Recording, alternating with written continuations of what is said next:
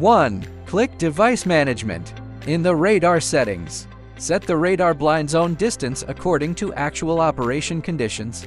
Example, for a spray bar 1.8 meter from the radar, set the distance to 2.2 meters. 2. Click Start Work. Change the default manual operation to vertical AB cleaning mode.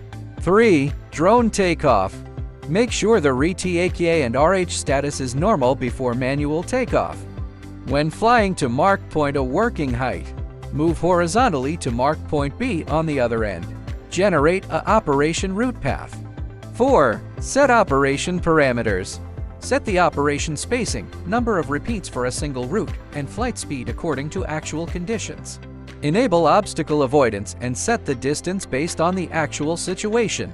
The drone will automatically follow the wall according to the set obstacle avoidance distance. 5. Upload route. Before operation, obstacle avoidance switch, obstacle avoidance distance, and flight speed. Execute the operation.